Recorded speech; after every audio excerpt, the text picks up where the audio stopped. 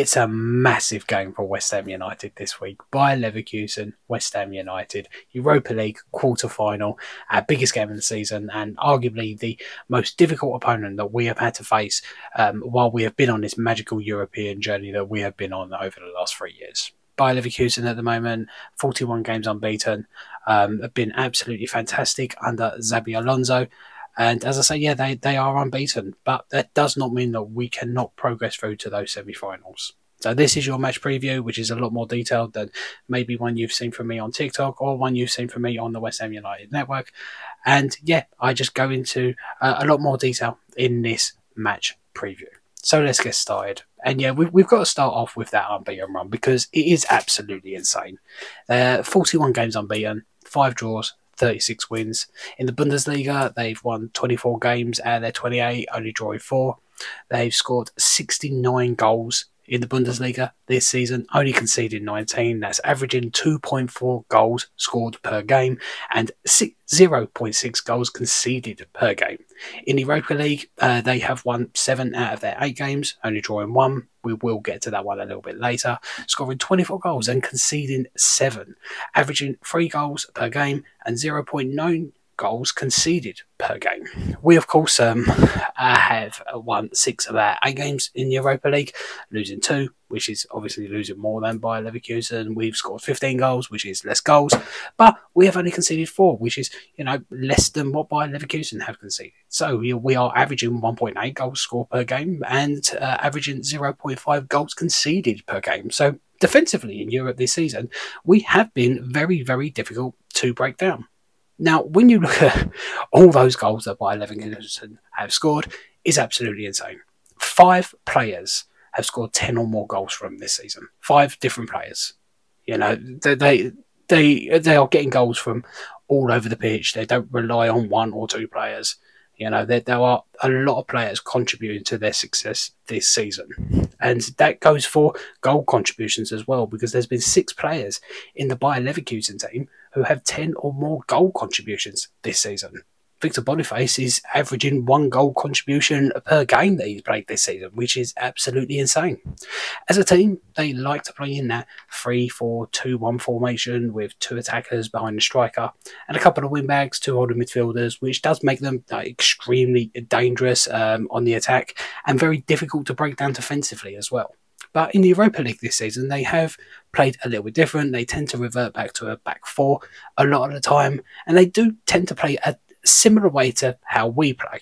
Now, historically, Bayer Leverkusen have not been a fantastic team. I mean, they've been good, but they haven't won a lot over the years. They do look like they're going to win the Bundesliga this season. 1 win away from doing that, and they'll probably do it this weekend. But in their history, they've only ever won 3 trophies. The last trophy that they won was in the 1992-93 season, where they won the German Cup, and their last and only ever European trophy was the UEFA Cup back in 1988. So if they win the Bundesliga this year, they win the German Cup, or I can't remember what it's called exactly, but they're in the final of that, and they win the Europa League, they would have doubled the amount of trophies that they have won in their whole lifetime in 1 season. And that is absolutely mad. Absolutely mad. Now, they have played a lot of English clubs in European competitions over the years. Altogether, they've played 21 times against English clubs, but only ever have won 4. They've drawn 4 and lost 13. And they've only ever had 1 win in England, because out of those 4 wins, 3 of them have been in Germany. And funnily enough, that win in England came against Tottenham in a 1-0 win in the Champions League in 2016. We, of course, have played German clubs 13 times in European competitions, winning 6 times, drawing 1 and losing 6. Of course, though, 3 of those wins came this season against Freiburg. So how have both teams been faring lately? Well, of course, Bayer Leverkusen have only failed to win on 5 occasions this season. 2 of them have been in 2024. So, you look back at their record, it is impeccable this season, absolutely impeccable. But one that I do find is interesting is their last 2 games in the Europa League in the last 16 against Kraubach, because in that first leg, they went 2-0 down. They got about a 70th minute goal to go 2-1, and they needed a late goal to draw that game. And then in the second leg, they also went 2-0 down. Then Quarabag, had a man sent off, then they got a 70-minute goal, and then needed 2 late goals to win the game after 90 minutes.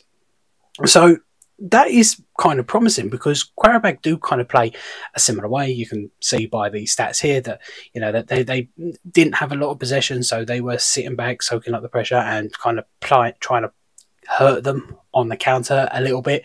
And that is kind of similar to how David Moyes plays, and, you know, there is no one better at it than David Moyes, and we have significantly better players than Qarabağ. So if we can play a similar way to that, like Qarabağ did in the game on Thursday, then, you know, we do have a chance to really, really hurt them. Obviously, our form of late hasn't been brilliant. Out of our last 7 games, we have only lost 1, though, drawing 4 and winning 2. And of course, the last time we played in Europe, we demolished Freiburg 5-0. Now, interestingly enough, a few days after we demolished Freiburg 5-0, they played Bayer Leverkusen in the Bundesliga, and they did give them a good game. They didn't win it. They lost 3-2, but they did manage to score a couple of goals against them. So again, like that does give me a little bit of hope. So, of course, we don't have Edson Alvarez available for Thursday's game. He is suspended after picking up 3 yellow cards. So he's serving a 1-match suspension, but he will be back for the second leg. Jarrod Bowen at the moment is still a little bit up in the air. It's thought it's not too serious, the injury he picked up at the weekend. So he may be available, he may not. We are still waiting to find out. So hopefully he will be fit enough to play. Ariola is also a doubt, but Fabianski was probably going to start in this game anyway, as he is a Europa League keeper. So yeah, I don't think that is a big problem for us. Unfortunately, Bayer Leverkusen don't have any injury worries going into the first leg.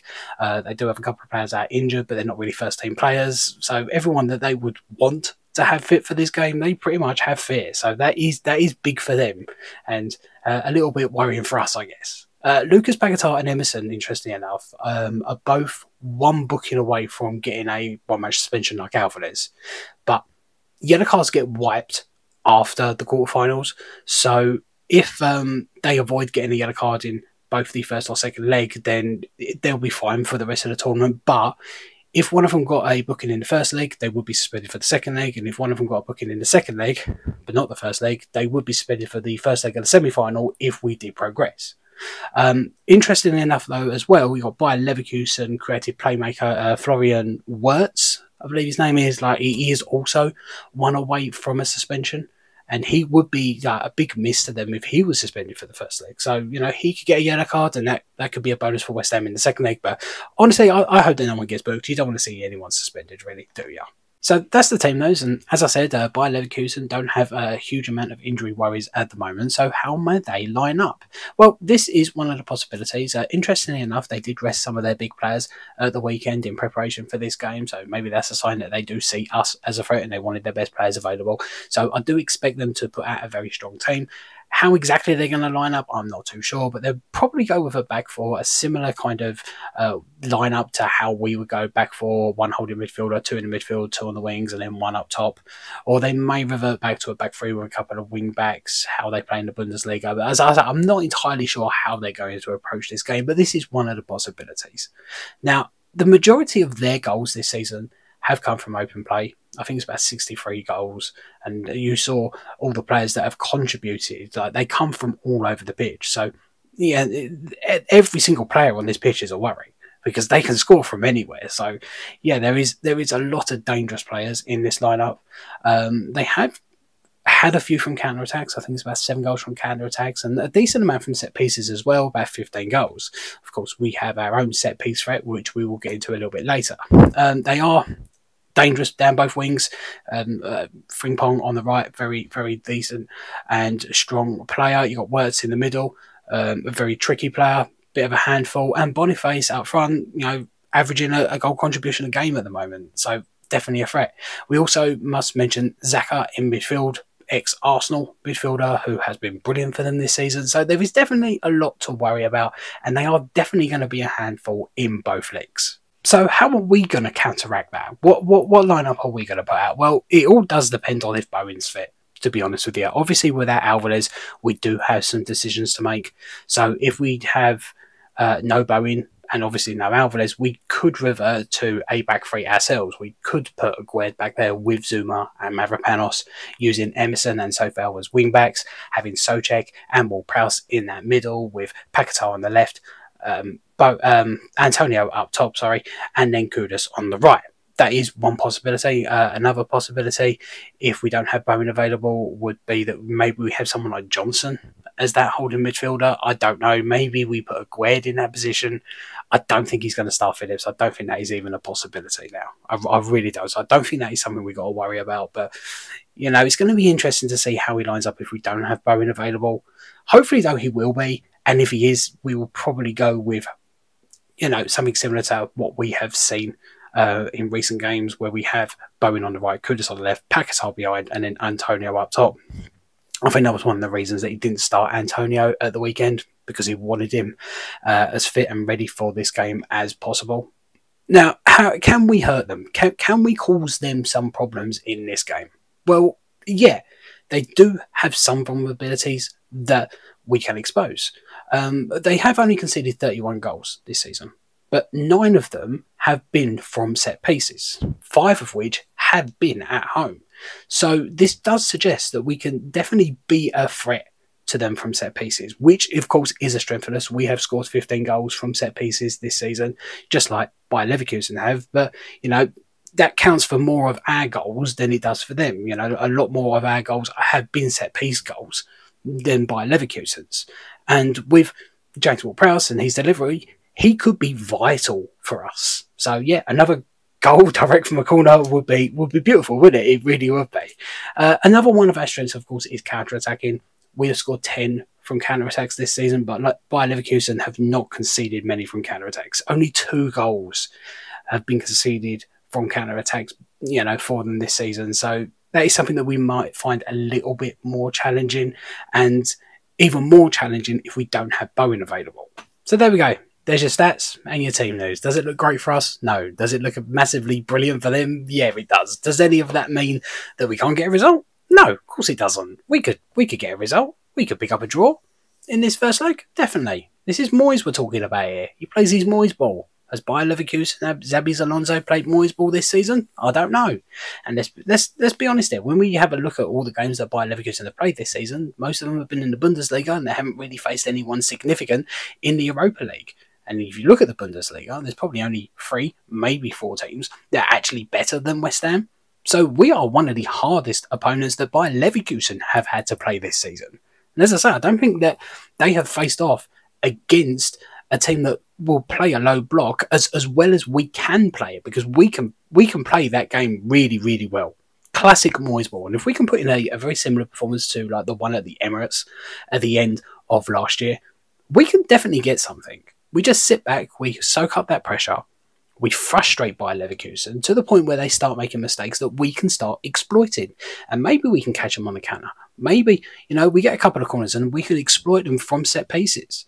There are chances for us to hurt them. Obviously, we've got to be at the top of our game. We've got to defend resolutely, because they are very, very dangerous. They are. But we are very dangerous as well. We can cause them problems. Are we favourites to go through? No. Does everyone expect us to go out? Yes. But let's not forget, David Moyes is unbeaten in European quarterfinals as West Ham United manager. In fact, I think he's won all of them. So, you know, we got something positive to look forward to, haven't we? Yeah. I think that's a positive. All right, maybe that doesn't really count. There's only been 2 quarterfinals, and we have won them both, though. We have won them both. So, yeah, I mean, look, is it going to be an easy game? No. I think the aim of this game is that we don't lose, or we don't concede too many. We don't concede more than 1.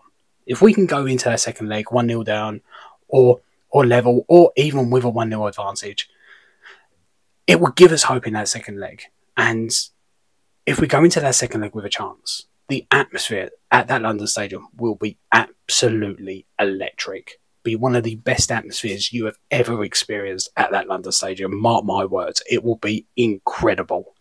And with that atmosphere, that could really give us that extra boost to put in an incredible performance in the second leg and progress through to the semi-finals. Is it likely to happen? I don't know. Look, they are definitely the favourites, and rightly so. But we do have a chance to cause an upset, and we do have a chance to progress through to the semi-finals. They are a fantastic team, without a shadow of a doubt. But they haven't faced a West Ham United team yet under David Moyes in Europe. They haven't. So don't rule to say yet. There is always a chance. Thank you for watching. And if you like this video, make sure you hit that subscribe button for more match reviews, match previews, and maybe a few match vlogs as well. Thank you very much for watching. Really appreciate it. Come on, you Irons!